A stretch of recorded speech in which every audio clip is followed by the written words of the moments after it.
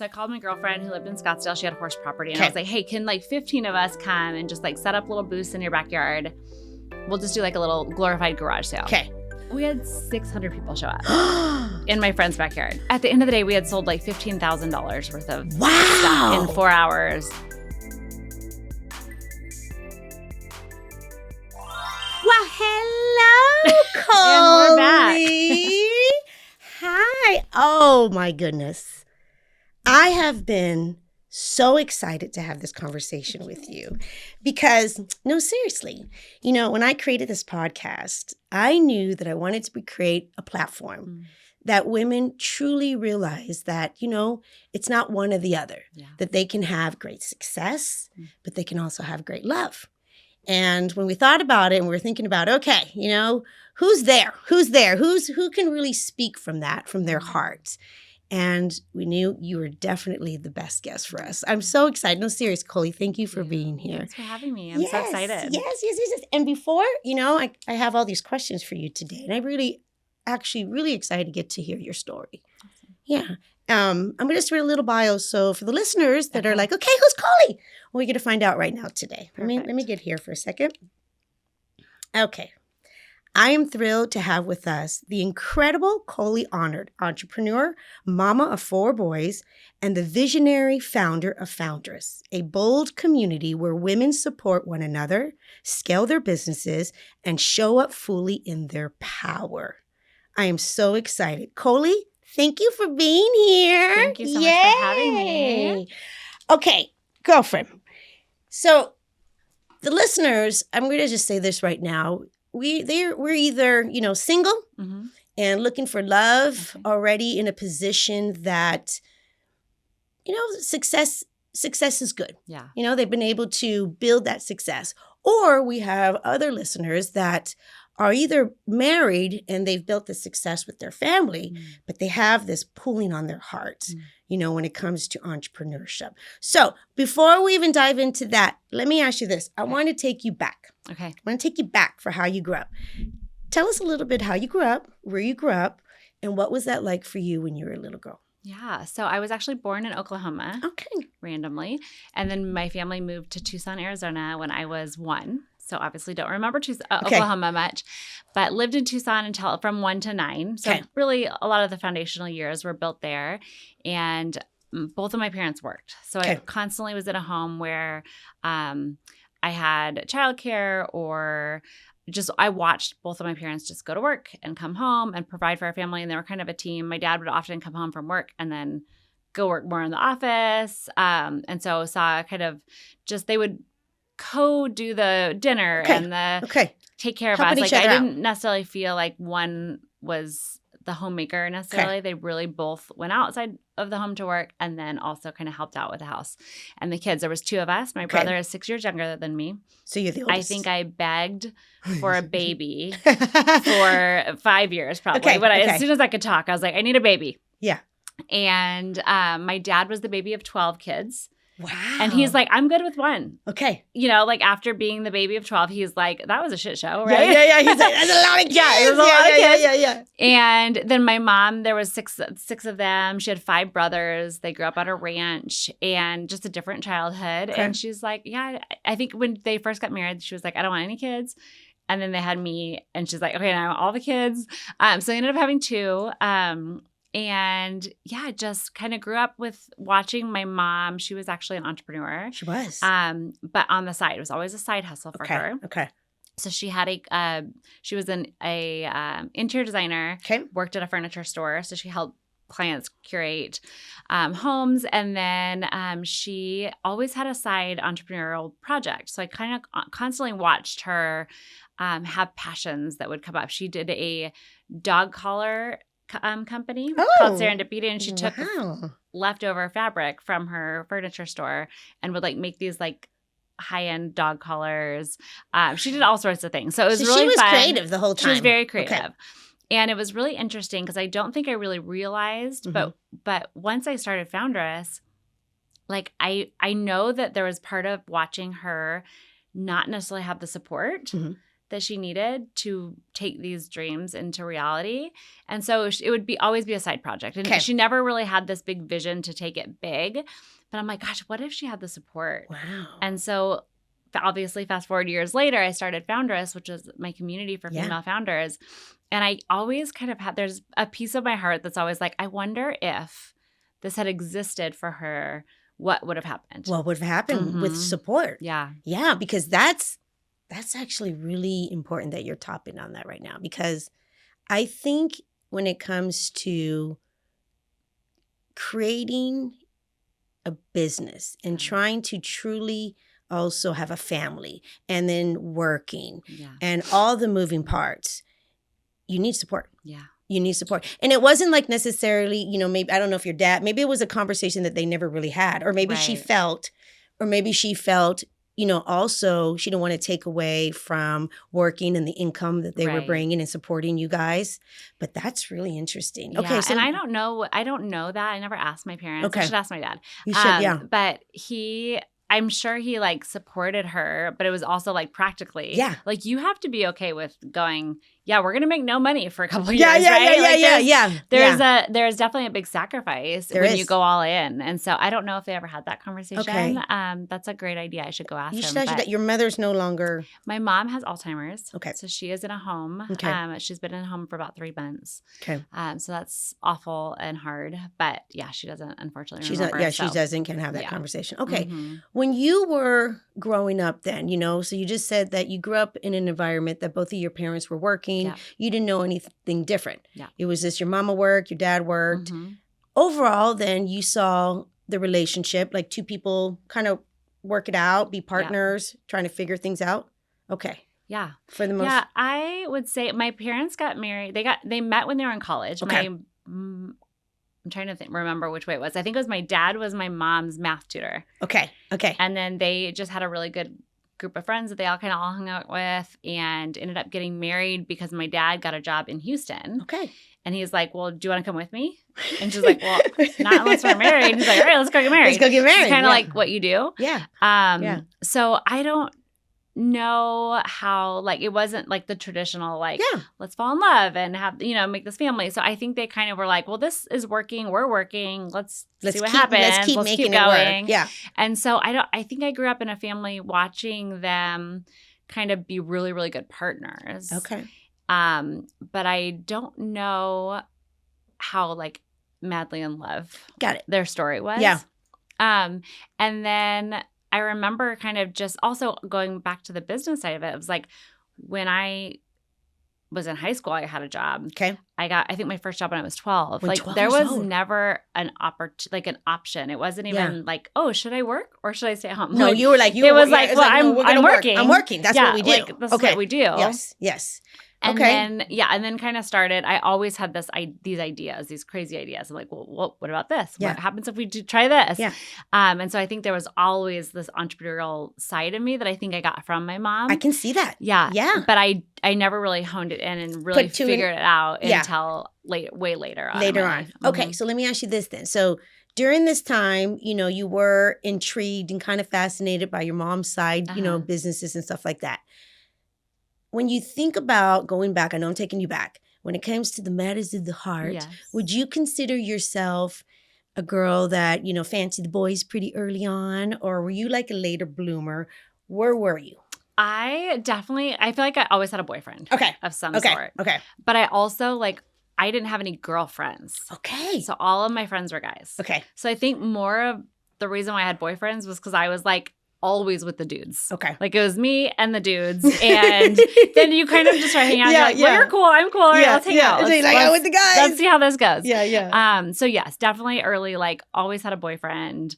But it was more of just I wanted to be with the dudes. I did not love the girl drama. I did not love I grew up with a younger brother. Mm-hmm. The girls would start doing their thing and I'm like, I'm out. You're like, I'm out. Where are my dudes? Yeah. Where are my dudes? Which is funny because I was a dancer also. Okay. And so I grew up in a dance studio. And so I was surrounded by girls. You were with all the girls. I loved it. Okay. But it was definitely not I didn't have real true girlfriends until college. Yeah. Okay. And that's when things started changing. Okay. So you're fancying the boys pretty early on. You're liking the boys. So when you're thinking about during that stage in your life, you're growing up. I know I'm taking you still back, but when you're getting older, you're growing up and you're like, okay, I like the boys. I'm kind of interested in this. I don't know. My mom, that's kind of interesting what my mom doing. What were you thinking at the time? Were you like, I want to get married. I don't want to get married. I want to do something. Where was your mindset? Yeah, that's a great question. So when I was 9, I wanted to be a cheerleader when I grew up. Okay. That was my big life goal. I see it. Yes. And now I'm teaching cheer, which is very, very fun. But that was like my biggest thing. And I never really thought about it. But my mom would say I always was like, where I was playing school. I was playing mom. I always had a doll with me. You did? Even though I was a full tomboy in terms of like who I hung out with, I was definitely like, nurture. Mother. Wow, you were like right there. So then I think I hit like 12. Okay.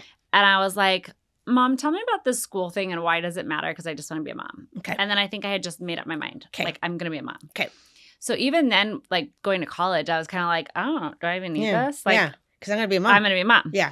So my parents were like, yes, go to college. I was like, okay. So I signed up for college and I was horrible at it. Okay. Horrible. I failed out of college. You're like, forget it. Oh, I could not pass math. You couldn't.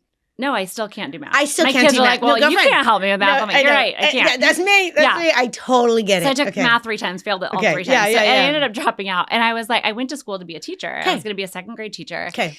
And I remember being in like class one day, and I actually loved the classes once I got to the education part of it, like early education classes for my major.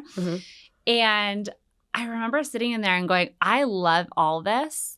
And also, I don't want to do this for the rest of my life. You remember this? Oh, yeah. Okay. And I was like, do I want to wake up at 6 a.m. and take care of other people's children? I'm like, no, I want to get married and have kids. I want to get married and have kids. Yeah. And so I dropped out and ended up just going to work. Okay. Was working. And I got married actually at 20. 20 years old when I got married. Yeah. So, okay. So was your husband that you ended up marrying, would you say he was your first, like, boyfriend, or did you have other boyfriends before that? I had other boyfriends. You had a little longer term. Okay, because that was just something you always. I was constant. I'm very loyal. So like, when I was dating someone, I was there was never a casual. Bone about me. You're like you're a relationship girl. First date? Okay, when are we going to be married? How are we thinking about this? What do you think? I'm a relationship girl. You're a relationship girl. Yeah. Okay, I love it. Okay, so then you marry your man early on because you're thinking. Well, funny story. Okay, tell us. I had became a Christian in high school. Okay. And was part of this organization called Young Life, where we had Young Life houses. So all the girls had houses together, all the guys had houses together in college. Okay. And this is at ASU. And I had my group of girlfriends, which are still my best friends to this day, which is so fun. But we all lived together. And I had just broke up with this guy. I was like, wow, this is the worst. Boys are the worst. They suck. Yeah. And so I was like, you know what? This was really popular in the early 2000s. Like you kiss dating goodbye. And so I was like, I'm kissing dating goodbye. Never dating again. Like I'm gonna it's just like be. Done. It's gonna be me and the Lord, and He's gonna fill me, and I'm gonna be just happy as can be. And I'm just gonna go, and it's gonna be fine. So this was a big to do. I made this is like a real deal. I made an announcement to my friends. I sat them all down, and I was like, listen, I'm not dating. And they were like, sure. Yeah. So I remember actually meeting Justin like a week later. No, you did not. Oh yeah. Oh my goodness. Oh yeah. So he was friends of.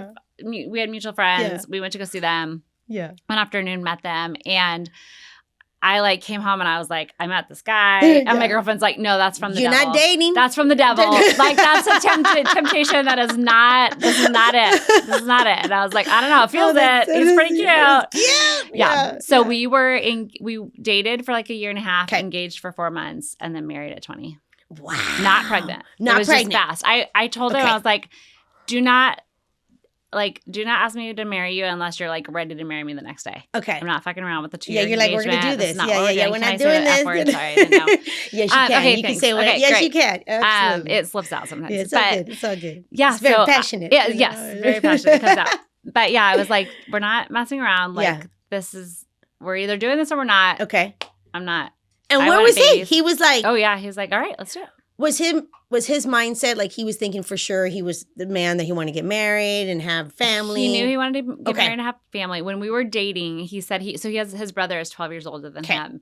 And he said, I remember the day, he goes, we got in the biggest fight, him and I did. Okay. And I had completely pissed him off. Okay. And he's like, everything in me was mad at you. Yeah. And I got home and I was like, I called my brother and he goes, I think I'm going to marry her. And he's like, well, why are you so mad? And he's like, because we got in the biggest fight and I still want to be with her. And he's like, nope, that's how you know.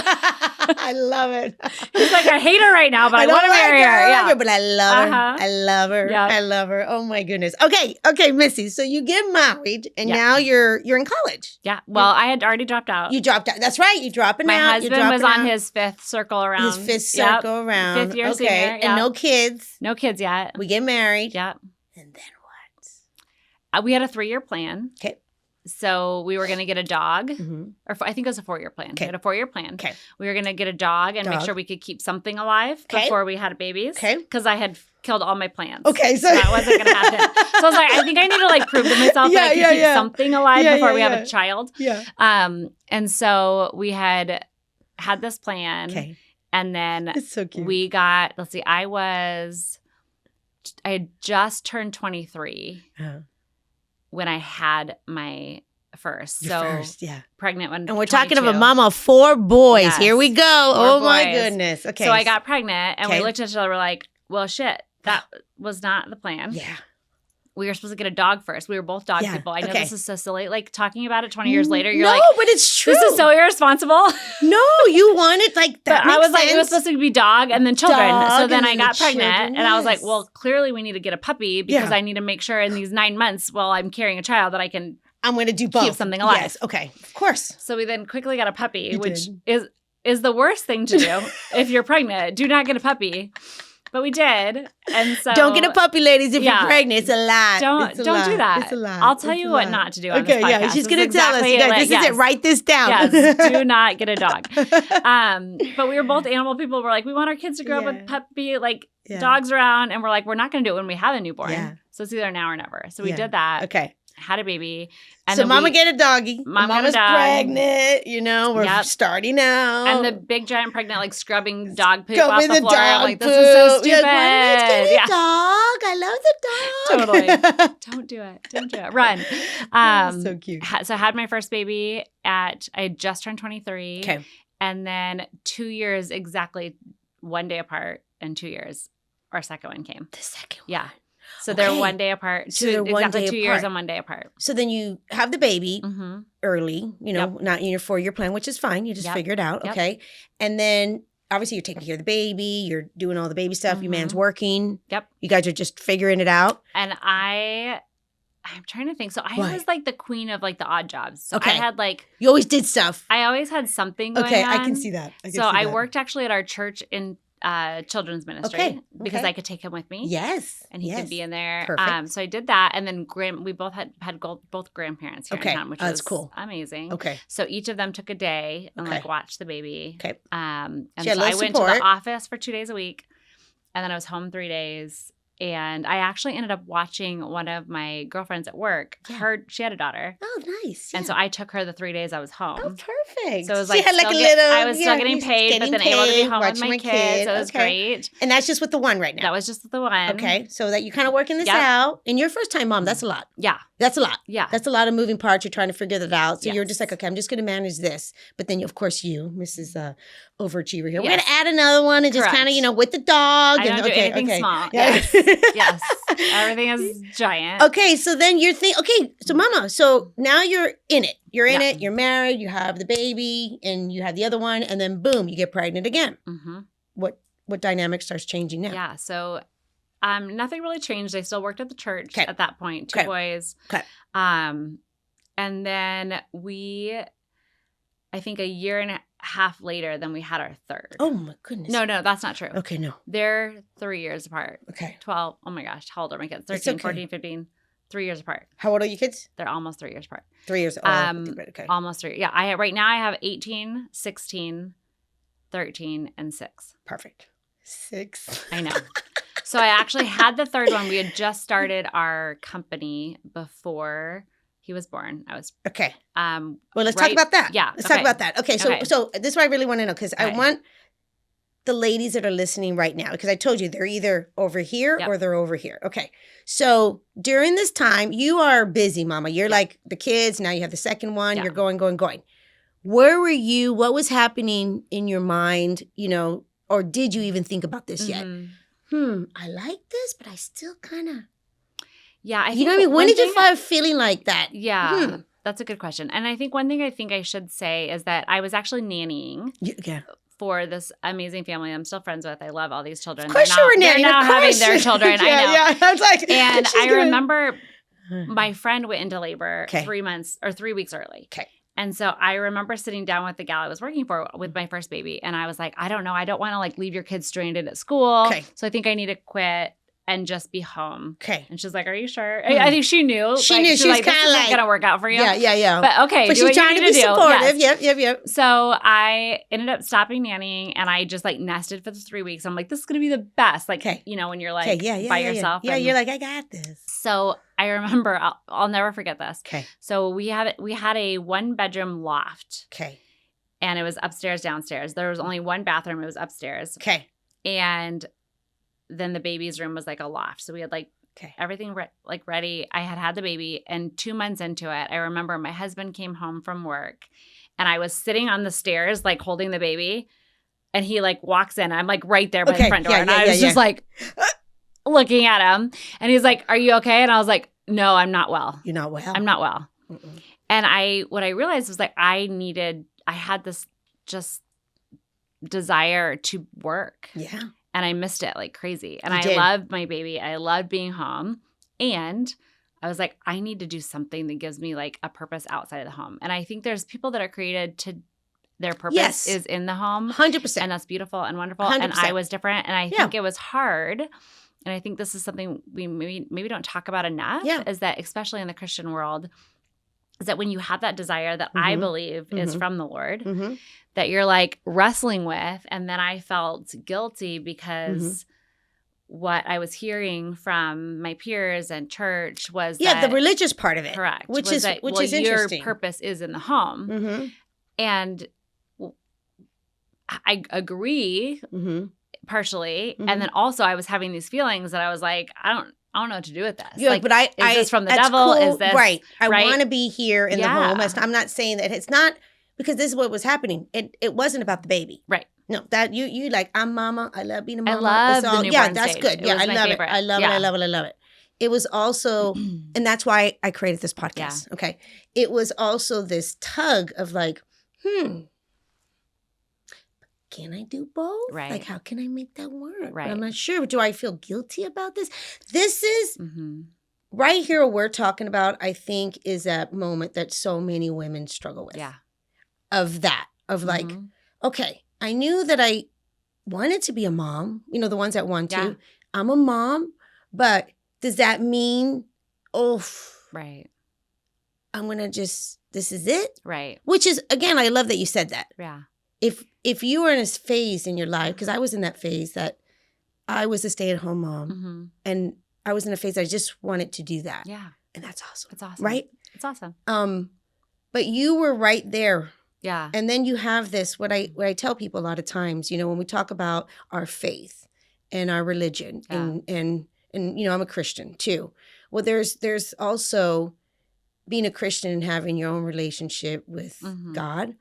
And he does. He puts those desires on our hearts. I believe that. And then there's the religion part of it, which is the people. Right. You know what I mean? I'm just like, that's a lot of chatter. Yeah. Because that's not what the Bible says. Because I'm reading the Bible, and the Bible actually says, you know what, it's okay. Yeah. Women can actually do both. We have those. And then I'm not even going to get into the stories of some of the amazing women in the Bible that did both. Yeah. But okay, so now you're in this moment and you're like, I don't know what to do. Something. And I also knew that I didn't want to go work in a corporate job 9 to 5, because I was like, I'm not willing to. Yeah. I was breastfeeding. Like, I'm not willing to be away from the baby. You wanted, like, it feels like something like what your mom, like something, there was something there. You could probably, again, it is subconscious. You can't really figure it out, but there was something there as a little girl that you saw your mom do something aside, a hustle, and you're like, Right. Okay, so what happens? At that moment, when my first was just 2 months old, I just went back to work and I just did odd jobs. Odd jobs, okay. Yep. I went to work at the church 2 days a week, like something so I could still have something out of the house that was my own, and then also still be available for the baby. Okay. So did that for a long time, and then when after my second one was born, that's when I think I had this stirring to like do something different. Okay. And just this creative kind of side of me that kind of came out. And I was like, okay, something's happening. I had a job still. And I was like, what is happening over here? There was some excitement. Something was coming. And so well, let me ask you this real quick. Forgive me. What were the dynamics of you and your man during this stage? That's a good question. My husband has been and still is my biggest supporter. So it was like, yeah, go do it. Like do whatever you need to do. Okay. We were lucky that we had both grandparents in town because I know that I have friends that had that same desire and they were like, I don't know what to do. Yeah. There's no support, Mama. Like if you're out there working part-time job, you're not covering childcare. You're not covering childcare. It's too expensive. No, it's too expensive. So I think a lot of women are in this difficult spot that they have to stay home maybe even if they're not feeling called to because they don't have another option. Yes. And I was really lucky and I feel very blessed that I had options. Okay. Because I know not everyone has options. But I had two grandparents that were like, please give me that baby. So they took them like, for a day, which was great. Okay. And because we go back to the thing. That's the truth. Yeah. If we're gonna have to do or not have to, if we want to do this, you need support. Yeah. You need support. I had support too. Yeah. There's no way. Yeah. There was no way I could have done it without support. Yeah. I got you. So and I remember too, like, it's so interesting, just the dichotomy of the relationship. My poor husband was like, I support you. And also like, we're trying to figure out all the moving parts. And I remember this was a couple years later. I think maybe my second had just been born. Okay. And he comes home from work and I just start crying. And he's like, What's up, girl? What's happening? Yeah. And I was like, it's just not fair that you could just go to lunch with your friends. Yes. And he was like, what are you talking about? And I was like, well, I have to like ask permission to go to lunch. Yeah. You know, because I'm like, someone has to come and watch the baby. And I was like, you don't understand the freedom that you have to just like, he'd just like get up and shower and leave. Totally. And I was like, you asshole. Like, what's up with that? He's not doing anything wrong, but you're also like, what the hell? Like the amount of effort it takes for me to like get dressed with the baby, get a sitter, make sure there's enough milk. And then by the time you're like, I'm done. I'm not going out. Totally. Get it. I'm staying home. I'm done. He spits up on your shirt and you're like, fuck it, I'm just staying home. So I remember it was not like an easy process for us, this evolution, but we were on the same page. Okay. And I remember, I think he had to become the bad guy for a little bit during this process because I was like, this sucks. Like, I know that this is not your fault. Right. And it's your fault. When the baby's sick, it's like, I'm the one who has to sacrifice what I'm doing, whether it's work, whether it's fun, whatever it was like, oh no, it falls on us. It falls on women. Because he was working at the time. Yeah. Right. He was. Okay, so we were both working. But you both were helping each other in different ways. Yeah. I got you. Yeah. I got you. We were both working, obviously. But your responsibility overall was the baby. Right. I know. Yeah. It's a lot. And so it's hard. And I think it's a lot. We can sit here all day and say, like, yes, you can have both. And it's fucking hard. It's hard. It's hard. It's hard. There's give and you take. Need support. And you have to have the support. Yep. In business and in life and in motherhood. And the motherhood and the relationship. Because if we are wanting to have a family too, it really also comes down to the person we're married to. Oh yeah, because we're going to get into that because that's really going to determine if you're going to get the popcorn out. Like, here we go. I know it's true. It's true because that is really going to determine if you're even going to be able to do this. Right. Right. Totally. Okay. So now Mama's a little restless, but Mama's being real with her man, and he's just like, okay, seriously, we're trying to figure this out. Let's figure it out. Okay. Yeah. Then when does the third one come in? So then I know. That's a great question. Mama, you keep going. So I keep going. Yes. No one told me. No, I'm just kidding. No one told you. Actually, my mom did. She's like, enough. That's enough. Yeah. So I had a job, and then my girlfriend and I were talking at church, and we were like, gosh, we feel like we should do something for us that's like creative and fun, like just to get us. Is this the third one here yet? Or not yet. Not yet. Okay. And so we started this little side thing that was supposed to just be a pop-up. We did one in our driveway, and we like sold out. What was it? I had painted furniture that I found from like Goodwill or side of the road pickups. And then my girlfriend made barnwood signs. Her dad had got a bunch of barnwood from actual like the Midwest, like driving through and real barnwood. And then she wrote letters on them, like words on them. Okay. So we had like sold out. And we're like, okay, this was fun. We should get more people together and do something fun. So you had like crafts on the side. You guys are thinking we're going to do some cool crafts, but then we're going to sell, make a little money. Correct. And have something to do. And our kids are here. We're doing that's cool. So then it went well. And we're like, okay, let's do another one. So I called my girlfriend who lived in Scottsdale. She had horse property. And I was like, hey, can like 15 of us come and just like set up little booths in your backyard? We'll just do like a little glorified garage sale. Okay. This is your process. You're just thinking simple? Yes. We're just like, this is You're like little. Simple. Okay. So we just reached out to some of our friends who also had kind of small crafty side businesses. And one of them, unbeknownst to us, called the newspaper because we actually read the newspaper back then. Okay. Yeah. I'm dating myself here just a little bit. I love it. And they put an ad in the newspaper saying like, oh, we're going to have this event. Okay. Did you know this? No, we had no idea. No idea. So she just did this. Correct. Okay. I had called my brother like the night before and I was like, hey, I'm just feeling like just in case we have a lot of people, could you come and just kind of be the security guard at the door, the gate. Something came to you. You're to make sure that people aren't like walking out with our stuff, you know? Yeah. And so my brother's like, sure, whatever, I'll come help you. Yeah, I'll come with your 15 people, you know what I mean? We had 600 people show up in my friend's backyard. No. The police came. Oh, you were not prepared for this. Oh, no. Oh, no. Oh, no. Oh, no. And my brother's like, I'm going to kill you. I'm going to kill you. You told me 15 women. Like, now I'm at 600. Now I'm like, oh, Lord. Lord. Like, I'm going to murder you. So we were like, I was actually, I think, pregnant with my third at the time. Oh, no, I wasn't pregnant yet. Not pregnant yet? The other two gals that I was partners with were pregnant. Okay, they're pregnant. So I am literally dancing for people in line. We did a central checkout. And I'm like, don't leave. Because you're like, buy your stuff. Like, 600 I'm trying to distract them. Because they're like waiting in line for hours. Yeah, you know what? Let's be honest. You had that cheer background. Oh, yeah. Yeah, so I was doing my little cheers. I was like, come on. Yeah. You're like, hey. Totally. Yeah. So at the end of the day, we had sold like $15,000 worth of stuff in 4 hours in my friend's backyard. Because realistically, like, okay, before you knew she was that, you guys are thinking, like, what are you thinking you're going to make that day? Like maybe if we $200. $200, we are doing well. Yes. Wow. So I got some goosebumps there. That would have freaked me out. So our husbands were like, well, congratulations, you just started a business. You're like, no. And we were like, oh, what? This was supposed to be like a side thing. Yeah.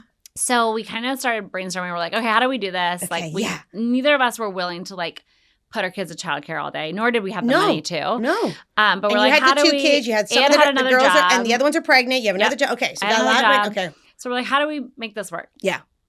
So we call Westworld. Okay. Oh, funny story, because this is full circle. Yeah. So we had reached out to our church, and we're like, can we do a little pop-up market? Yeah. Oh, by the way, our name is called Junk in the Trunk. Junk in the Trunk. And they were like, no, sorry, I don't think so. And I'm pretty sure the name like scared them away a little bit. They're like, Junk in the Trunk. Yes. They're like, great name. Correct. Great name. That was my husband's. Okay. Oh, hey. Yep. So we ended up putting this together at Westworld. Okay. We get about, I think at that point we had like 50 vendors. Wait a minute. You went from the backyard, just thinking I'm going to have, just a few people, not so much. Now we're going full. Really? Yeah. Backyard of Westworld? We started a Facebook page. I swear it was like our moms and like our best friends followed it. Okay. Yeah. Because we were like, well, let's make this legitimate just so we're not like tax and frauding or whatever. Is it you and your girlfriend? There's 3 of us. There's 3 of you, and then the husband's kind of helping a little bit. Okay. Yep. Okay. And so we ended up getting Westworld's. I mean, we couldn't afford even to be in the building. So we were in their parking lot. You're in the parking lot? We were in the parking lot. And we doubled our vendors and our attendees. We had 1,200 people the first Westworld show. Then we had like 2,500 people the next time. So we just kept growing. This is rapidly. Incredible. So I believe it was this. Well, there you go. You did it. I know. We did it. You're doing it. But my girlfriend and I would meet once a week because that's all we could really do with our kids. Okay. She had 3 at the time, and I got pregnant with my third. When's the third one coming? In that first Westworld market. Got it. Okay. And so we would take our kids to Chick-fil-A, let them play, and we would try to meet. And do business planning with our children. See, it was the biggest shit show. Yeah, the biggest. Yes. Yeah, with Chick-fil-A. Yeah. You probably saw me at Chick-fil-A with mine. I'm not kidding you. Chick-fil-A. We're always all the mom. I would be at Chick-fil-A. That's what we call it. We're all the kids, and we're trying to like do our meetings. And you guys go get more ice cream. Totally. Okay, yeah. Okay, I got you. Leave us alone. There's more chicken nuggets. And that little daycare was so small. Like, not daycare, but the little playground. I'm like, really? Okay. And someone was always crying. I mean, it was just chaos. And I had to get in there and come out. And I'm like, oh. I remember the day where we sat down. We were like, I think we need to like each get a babysitter for one day. I think so. And like the business was going to pay for it. And we were like, oh. So we're like, big time. We are making it. This is so awesome. So yeah, so I got pregnant, had my third. Okay. And then quit my other job. So then full time with this business. Okay. And then we actually tried to have babies. We wanted 4. Okay, you Not did. originally, but okay. like but then after the third one, we were like, we're really good at this. We should have more babies. Let me ask you this. So now you are really busy. Mm-hmm. Not that you weren't busy before. You were busy, but now you added a whole full business. What was the dynamics now between you and your husband? If I'm really honest, let's hear it. A blur. Okay. Like I don't remember. Okay. Because you were, that's what I'm wondering. How are you guys connecting? 3 young kids under 6. Okay. I mean, 6. And it was just business, working. It was just a lot. So we were still connected. Okay. And he would show up. He like loved working the markets because he's an insurance broker. So it's like sales all day on the phone. Yeah, that's his and thing. He's like, I like get to make things with my hand. He was making our backdrops. Okay. He liked that. Oh yeah. He called it himself like master of ceremonies, like director of smiles. He loved it. Okay. So he was still, super you guys were still okay. Yeah. It was just, you guys were just obviously in that really busy stage. Yes. But the marriage was still. Yeah. He was like, okay. Yeah. It was great. And I mean, it was just, we were survival. Yeah. We were in survival. Yeah. So if you're in that stage right now, I promise it does get better. It gets better. It really does. It's just a moment. It is a moment. It's a moment. It is a moment. So we were in that crazy moment. We tried to have another kid and it wasn't, nothing happened. Okay. And so we were like, okay. I was like, we had 3 boys. We're so lucky.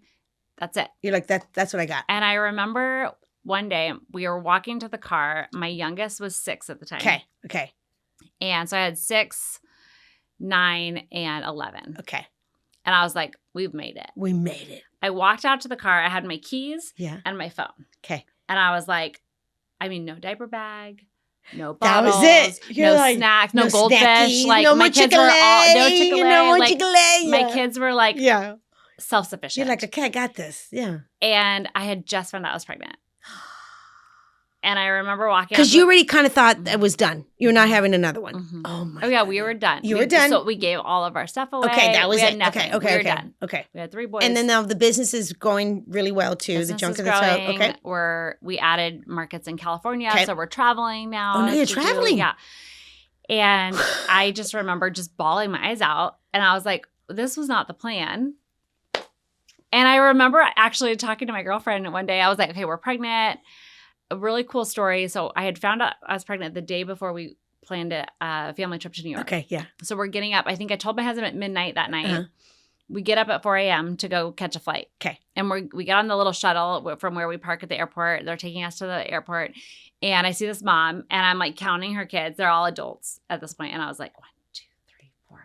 And I kind of looked at her, and I was like, 1, 2, 3, 4. Like we kind of had this like unspoken. I got you. Yeah. And you're she goes, hang in there. It's the best thing you'll ever do. Oh, that's and so it was just like this sweet little nod from like the Lord was like, okay, you're going to be okay. And you're also talking to a mom of 4. Yes. So I love it. We survived. Yeah, we survived. And so went to New York. Was the worst trip because I was so sick. Yeah. But had our number 4, who's a wild, wild man, and he's wild, man. He's a wild man. Yeah, I mean, it's the best. It's the best. So okay, good. So now, but let me talk to you then. So you're like, okay, I kind of always thought I wanted 4, but then I thought, okay, maybe I'm not going to have 4, but then now you're having 4. Mm-hmm. So how did things go from now we have 4 kids, and now we have this full business, and then where did the Foundress come from?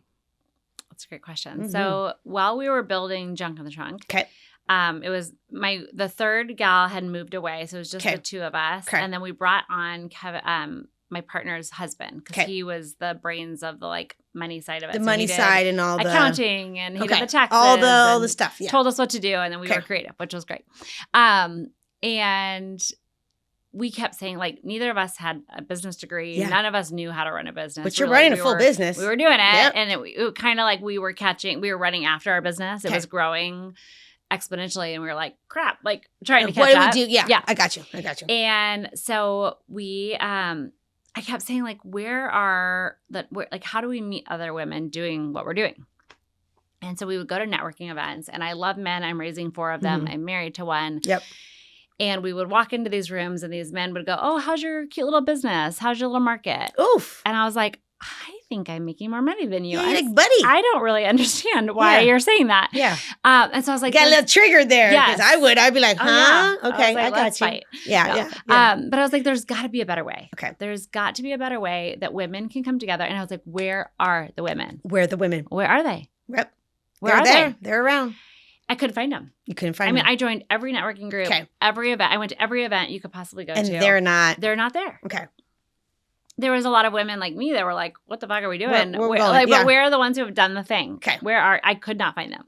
I knew they were out there. I just couldn't find them. The ones, where are they? Where are the mamas that are making it, doing it? I got it. Yep. I got you. Exactly. So I told my husband, like, I think for 7 years, I was like, there's got to be a better way. Okay. There's got to be a better way. So you already had that business already for 7 years? Yeah. Oh, wow. So you guys are really moving forward, full business. Yeah. You have it here in Arizona. You have it. Okay.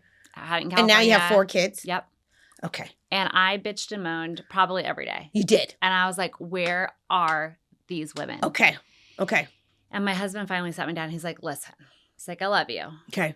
You got to either start something that doesn't exist or shut the F up. He's like, I'm sick of hearing about it. That's what he was like, what's up? Like stop it. Stop complaining. Stop it. And I was like, but it's just fun to complain sometimes. Yeah. So I kind of was like, oh, okay. Well, maybe we can just start like a little community for ourselves. Okay. So let's just invite the friends that we know are also going through it. So we can at least be there for each other. Because right now you were really genuinely looking for that type of support. Oh, yeah. I just need a community of other women. A community of other women. Okay. And you know, it's interesting because that we found like women, we would go to like the other networking events that had a lot of like corporate women, which was incredible. And I learned a lot from them. But I was like, we don't really have much in common in terms of how our business is run. Right? They were a lawyer or a doctor and you guys were more creative. Yes. More like we were creative businesses. And people would look at us and they're like, I don't understand what to do with you. What do you guys How can I support you? What, a jug in the trunk? Yes. You're like, it's like a flea market. You sell tube socks. Like what is happening? What is up? Okay. And so we decided to just let's put together a group of women that we know and let's just help each other. Okay. So it's more like you're just thinking like a little support group. Okay. Ladies, this is what we're talking about. Again, you can do both, but I love how we're shifting here because for her to get to the next level where she's at, this actually needed to happen, what she's about to say right now. Yeah. Okay. Yeah, I needed support. We were desperate for it. Mm-hmm. Just even to not feel alone. I think there was like, I had a business partner and we had each other, which is great, but we're in this sphere of a lot of men and we're kind of going, is this even possible? Yeah. Like what we want to do, does this even exist? Can we make this happen? And so we decided to put this little event together. This little event. Like little event. Here, we know you and your little events. Yeah, me and my little events.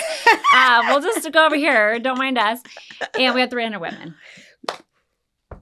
No, mentira. I mean, no, seriously. I'm like, that means, really? Mm-hmm. So you were thinking how many? I mean, I thought we'd have 20, maybe.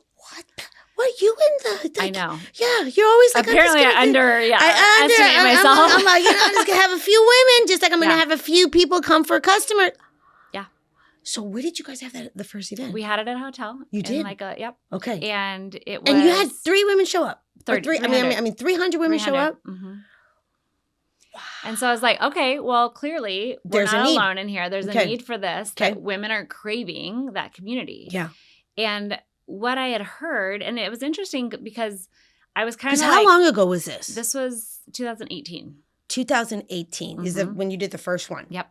Okay. Yep. We had our first event in 2018. Okay. And what we had seen with our other business was that with Junk and Junk, there was antique sellers, there was vintage clothing sellers, there was handmade people, and everyone was separated. Okay. So what we did in that community was we brought everyone together and put them all under one roof and then go, hey, shoppers, guess what? Now you can shop all of these people in one place. In one place. Yeah, so we had a ton of experience of bringing people together and bringing communities together. Yes. We used to joke that our markets were literally like family reunions because our vendors would never leave. Like we had the same vendors for They all knew each other. They had this familiarity. Yes. And even though they had completely different type of businesses, they had this place that they can come and that's and so we were really experts. You're already good. You guys are already starting building. Absolutely. And so then we were like, okay, well, let's do that with business owners. Yeah. Let's just bring them all together. I don't care what you do. I don't care what industry you're in. Yeah. Let's all be friends and let's help each other. Let's be friends. This is hard, right? This is hard. Oh, and I love this. We kicked it off with 300 people. Okay. I think we signed up half of them that first night to be members. We were like, let's just do this. And it was really designed when we kicked it off to just be a side community for ourselves. We made sure that it was like a commitment. We were covering our costs. But it was never supposed to be a business. It was like let's have you guys pay. We'll get the hotel. We'll make all the arrangements. As long as we're covering our costs and like not going into debt. Like this is a good this is great. This is great. So in that time, we also had been told, we can go in a lot of different tangents. I know. Stop me, we can redirect. But fast forward, we started that.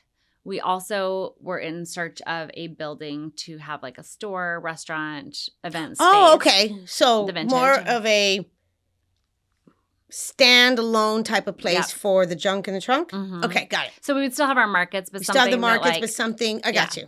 Okay. So we kind of were also, as we were starting Foundress, we were also kind of ramping up that idea of like, let's have this other business. Okay. And during this time now, because you keep adding. Yes. Because we're noticing that about you. You just keep going. You keep adding. You keep adding. Yeah. What was the dynamics of you and your man at this point? Same thing? Was anything shifting? How were you showing up? What was going on with you guys? Yeah. I think in that season, I was heavy in my masculine energy. Okay. So we've talked about this when you were on my podcast, which I think is an important conversation too, of like how do we show up in that relationship, right? So definitely heavy in my masculine energy. Because you're because you got to get things done. You got a lot going on. Yeah. Okay. And we're great partners. We're fantastic partners. We can be like, ready, set, go team, let's go. I love it. Divide and conquer and handle our shit. Like we're great at that. But in terms of like super connected, probably not. Okay. But it was a lot of how I was showing up because I didn't know how to transition from. You need that masculine energy in your business. Yes, you do. And then how do we shift out of that, right? Yep. And so I just didn't. Yep. I didn't know how. That's why we're having this conversation because I know later on things shifted, but that's real. Yeah. That's real. Totally. That's important. And when you're in those moments, like honestly, ladies, this is why we're having these conversations. Because when you're in there, you don't know. Yeah. You don't know. Totally. You don't know. You know what I mean? You don't know because life is you're just trying to get going and stuff like that. But it really does come down to as you get going and stuff, trying to figure out how we can kind of do both. Totally. But you were in a different, I was there. You're just like, I'm busy. Yeah, we were going. Okay, so then what happens? And just a correct timeline. So 2018, we started Foundress. Okay. 2019 is actually when I had my fourth baby. Oh, wow. Okay. And then we opened the building in February of 2020. Okay. So talk about busy. That's busy, mama. So the whole time I was pregnant with my fourth, we were building from the ground up. So we bought a building. Okay. We were doing a $2 million remodel on this building. Okay. We tore it all down. The roof was there and the floor was there and that's about it. One wall. Okay. And then we added on. So we had this huge build out. So I was at the building every morning at 5 a.m. Wow. And so I would leave. And you just had a baby too? I had just had a baby. So I would leave. I would go to the building, meet the contractors. Wow. I would go home. My husband would then go to work. Okay. I would take the baby. I would then go back to the building, meet the contractors. I was also designing our bathrooms, which was my favorite thing to do. Okay. We had 4 bathrooms in there, and I loved doing that. You loved doing the bathrooms. I can't help myself. Okay. You know, when you're like, that sounds like a great idea. I'll totally do that. You're like, I'm going to do the bathrooms too. You know, it's hold like on. Jenga, when you're like, I could totally put like 5 more tiles on top. It's fine. And you're like, so we were building that. So then we opened the building. Yeah. February 2020. Yeah. I'm sure I don't know how to tell you what happened after that. Yes. In March. So was it February? Is that February. when you got, we were open for 6 weeks. So $3 million build out with the purchase of the building and then the renovations. And we opened 6 weeks before the global pandemic. Wow. Which, can I just tell you, we were very prepared. We had a spreadsheet. My friends, one of our partners is like risk averse. He's like, let's figure out everything that could go wrong and let's make a plan around it. Yeah. Global pandemic was not on our list. Not on your list. You're like, no. You're like, we had everything. Everything else was there. Anything else could have happened. Like, no, I don't what happens if you die? What happens if you die? Like, we had that all figured out. All of that was figured out. But this pandemic of like closing our doors and people not being able to see each other was not on our list. Not on your list. Which took out. So now, mind you, I have a 1-year-old. Okay. We had moved, so we took money out of savings to put into our building. Okay. We moved into a 1,200 square foot house. Okay. With 6 of us. Wow.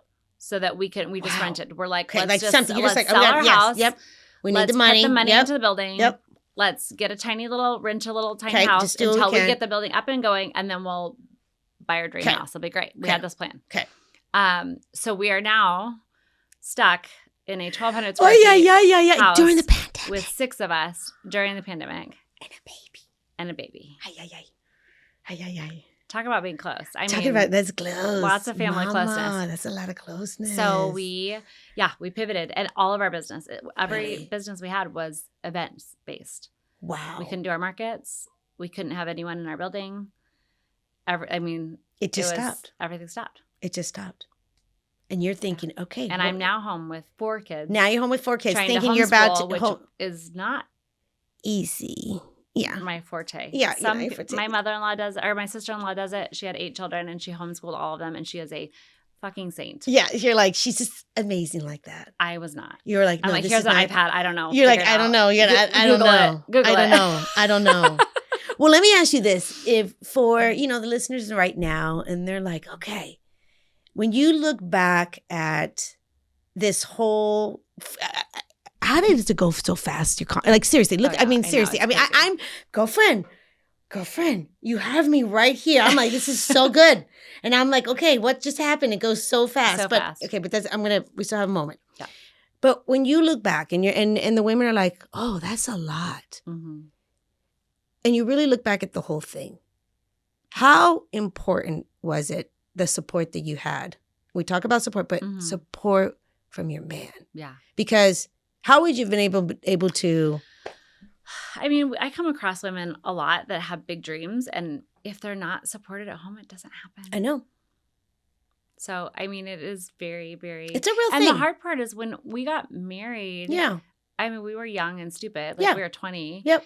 My husband was 21. I literally couldn't even drink. Yeah. And I was able to get married, which feels so strange. Wild. so wild. Strange, yes. But you don't know oftentimes unless if you're getting married at 40, I feel like you have a better understanding of who am I? What do I want? What are my needs? Yep. Mm-hmm. And do you fit that bill? Yeah. Well, when you're 20 and you're like, well, you're hot and you're hot. You're hot. Let's do this, right? You're not having those conversations. Yeah. And so I don't know if it's luck. I don't know if it's... Well, but think about this. If they were, for the women, and usually the ones that are in, the positions, it's not their first time marriage. Yeah. So usually they've been more of an entrepreneur, and they're like, is it really man can be supportive? Right. And I want to speak to that too, because yes, absolutely. Well, it's not all men are going to be supportive, but there are so many. Right. But I think you have to really know what it is that you want and stand there and stand in that. Right. And that's why I think it's hard with my story, because I'm like, I didn't know. Mm-hmm. Yeah. I was 20. I didn't know what I wanted. I thought he was cute and I liked him and we got along and we're like, great, let's, but it worked out. Was marriage. But it worked out. Yeah, it worked out. We worked at it. Yes. Yeah, you did. Right? We made it work. But it took your guys. He's always been supportive. Yes, that's what I'm saying. It really did, because I don't even know if this story would have been possible, if you married a person that was not going to be supportive, Yeah. And I again, that's why I know with my whole heart it is absolutely possible, but you have to have the person that is going to support you. And if you marry young and you find yourself having this desire like you did as you going through life, lean into that, ladies. Yeah. Like seriously, because I actually think that the majority of us truly, we marry the good guys. Yeah. We really do. We marry the good guys. Well, and it's interesting. I'm seeing a trend of women. Now, I have over 200 women in our community at Foundress, and only 60% of them are married. Yeah. And have kids, which I think is really fascinating. And the other women are like, yeah, I want to build my career first. Because I think there is a true belief that they can't have both. And it's choices, it's sacrifice. I do believe that you can have it. Yeah. And you deserve it if you want it. And yes, it's a lot of work. It's a lot of work. And so I think there's a lot of women that are opting out of that, which is great. Like, everyone has their own. Yeah. But I just hope that it's not because they don't think it's possible. Okay. And I think that's I love that you said that. And I have that passion to say, like, it is possible. Yes, it is possible. And if you're young and you're listening to this, like, first of all, good for you. Okay, I know. I go. Good for amazing. You. We do. We have. I did not do that. No, we have a nice demographic of 20 to 30-year-old women that listen to the podcast. Amazing. Yeah. But my advice to you would be, like, ask the questions when you're on that date. Like, what would you feel if I did this? What would, even if you're not sure and you have no idea what you want to do when you grow up, because sometimes I feel like I don't know what I want to do. Yeah. I'm still thinking. Right? Yeah. But, like, ask the scenarios. Yes. Because I didn't know to do that. And obviously it worked out for me. And that's why I say, like, maybe it's luck. I mean, we had lots of conversations. I was very honest with my dreams. Yes. And I think there were seasons where I was like, this is what I'm doing. Yes. So if you would like to join, that's great. I love that. Right. But you're like, but I'm doing this anyway. Right. Yep. And so speaking of our masculine energy, I was full into that a lot of our marriage. He's like, okay, I guess we're here. Yeah. But I think if you're on that journey of dating, like, my advice would to play out those scenarios. Yes. Because you never know. And you never I think know. There's men who also go, well, I think it should be this way. And that's only because that's the way they saw it. Yeah. And so if there was other opportunities presented, they might go, oh, well, yeah, that totally is great too. Yes. But having those conversations, I think, is very important. I agree with you. And I think, I find myself too, I'm a mother of 4, I'm an entrepreneur, I'm successful, but I find myself too just being able to be in this place because my girlfriend, he is my biggest cheerleader. Yeah. It cracks me up. I mean, I walk out and he's like, oh, you look amazing. I'm like, wow, babe, thank you so much. You're so great. And sweet. Again, that also drives me. Yeah. That really drives me. But I don't want women to ever think, because I'm talking to someone that's able to figure it out. I'm someone that's able to figure out. I don't want women to poo-poo that. Right. If that's on their heart. Right. Seriously. Yeah. I want that's truly what I want them to know. Because you can have that type of partnership. Right. It is available. The majority of the men, and usually what I've noticed is the healthy men, they actually truly love, women that are ambitious and stuff. They respect that. Well, it's fun because my husband actually grounds me and makes me celebrate, which I'm not a good celebrator. Okay. I am always on to the next thing. I'm like, oh yeah, I did that. Like you're not Miss Celebration. I'm not. You're not, Like last week, I literally wrote a book and we hit #1 bestseller. And I'm sitting at my computer, like working Tell us about that. The next project. And my husband's like, literally puts a glass of champagne on my computer. And he's like, we are toasting this right now. Yes. Like he knew that I wouldn't like break away from my work. But he's like, no, this is, we have to celebrate this. Yes. So he's so good at just grounding me and making me celebrate those moments. And slow you down a little bit. And it's like, okay, Mama Bear, we're going to have, well, let me ask you this. Okay, first of all, Coley, how did this go so fast? I know. No, we could talk for 2 hours. I could sit here and ask you so many questions. I'm so into this conversation. We might need to have a part 2. I'm going to have to have a part. No, seriously. But no, seriously, when I'm talking to you today, like I just feel so warm and fuzzy because when you talked about how, you were able to be a mama and figure it out. I mean, really, we're amazing. Women are amazing. We are amazing. Girlfriend. I'm like a little teary-eyed. I'm like, wow, women are truly incredible. It really is. Can you, okay. I mean, just the way our brains work. Yes. We're incredible. My sweet husband's like, I don't know. I need you to just tell me one thing at a time. One thing. Yeah. Because you're like, I'm going to tell you a whole bunch of stuff. I have 25 things going on in my brain right now. Yeah. Well, I'm a part of your amazing community, Foundress. And I just want to say it has been such a joy. And I just love the community of women that you put together. And I really believe with all my heart that you are the true, community builder, the connector, the community builder. So for the ladies that are, just hearing you and getting to know you today, how can they get into your world? I know can you talk a little bit about the book? Yeah. And Foundress, and where do they go from there? Like, how do we do it? Yeah. Because I'm there and I love it, you guys. Come join us. So in Phoenix, we do in-person meetups. Okay. We have a community of over 200 women that are all different industries. Oh, yeah. Keep pouring, babe. Sorry. Yeah, there you go, babe. And we meet once a month in person. We have virtual events as well. We also have a virtual option. So if you are not in Phoenix, we also meet once a month virtually and have the most incredible, deep conversations. We don't mess around. We're not fluffy.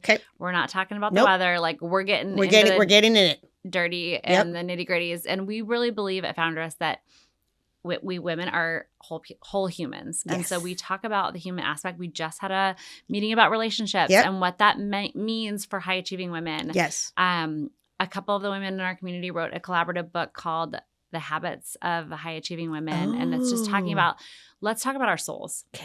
We will give you strategy. We will give you resources. We will give you those things, but we're going to really focus on you as a human because we really believe, I really believe that your success in business is only matched by your success within yourself. Yes. And so if you're not developing and growing as a human, you're not going to be successful. So we do a lot of personal development. We do a lot of work with our just mindsets and our beliefs about where we can go. It's an incredible community. Mm-hmm. No, Coley, you have created an incredible community. And the women there, I mean, seriously, I feel absolutely love, supported. And it's not just like you said, it's like you feel the heart of it, but we get things done. Yes. You know what I mean? We're business women too, right? And we have a lot of accountability for each other, which is great. And I think there is something magic about telling someone else your dreams and then knowing, I'm going to see her next week. I just told her. I got to make that call. So we have another membership. So we have a network membership, which is $97 a month. And you can come in. It's month to month. You can come in and enjoy just the community of the women. That. We have guest speakers. Yes, it's fantastic. Just amazing connection. Yes. And then we have this next level membership called the League. And that is for women who are not new. I'm in there too. Yes, you're in there. Tell them about it. A smaller group. So you're going to be put in a smaller group of women that are really in that same journey as you. And you're going to be pushed and held accountable for the things that you want to do. It's fantastic. And so we're not just going to be sitting by and being your cheerleaders, which we will do. We will do. And we're going to go, hey, Charlene, remember last week when you said you were going to call so-and-so and, how did you do it? That go? Did you get the contract? Did you go? Yep. And it's been so amazing because I've heard just so many women just say, I am at this level and I've gotten here only in 6 months because of that accountability piece. Yes. And so it's really, really powerful. It's really powerful. We're really powerful as women. And when we put us together and we're collaborating, I mean, magic happens, Mama. Magic. We're going to change the world. We're going to change the world. Well, let me ask you this. So the best place for them to find you is? On Instagram. Okay. It's found.ress. Okay. RESS. On Instagram, it means female founder. Yeah. Foundress. And you can also follow me on my personal page. It's at Coley Arnold. And you have a podcast? And I have a podcast. Yes, what's the name of your podcast? Thanks, this is new. Yes. I've only been doing it since August, so this is but it's called Tits Up. Yes. Get them up, ladies. Get them up. No, Coley, thank you so much. Oh my God, this was such a joy. You're amazing, Mama. Seriously, you guys get into her world, get into that community because I hear women all the time, we need community. I'm like, this is the one. Yeah. This is the one. This is the one that we're going to get. We're here for you. Yeah. And is there anything? Just made herself head of what? Yes. So I have my own job now. Yes. So I am officially the name tag. What do you want to call me? The name tag director of name tags. Yeah. I love it. So I'm going to make sure we all have name tags every time we get there, so we can call each other by name. She promoted herself. I did. Yes, I will crown you. Yes, today. thank you so much. I'm like, I am the name tag person. She's like, Okay, Charlene. Thank you so much. Yeah, I love it. I love it. So we need help. We can't do it all. No, we got to help each other out. Yeah, I got you, girlfriend. I love it. Yeah, you help me, I'll help you. That's right. I love it. Okay. Well, seriously, thank you. Thank you from the bottom of my heart. This was so much fun. This is a great conversation. So where are we going to? And we're going to happy hour after this, right? No, seriously. But thank you. And to next time, cheers. Cheers. To great love. To great love. Thank you. If you're loving this podcast and these incredible conversations, please hit the subscribe button and leave a 5-star review. Don't miss an episode because each week I'll be bringing on guests and experts who will share their knowledge about love, dating, and relationships so you can apply it into your own life. I'll see you next week. And until then, cheers to great love.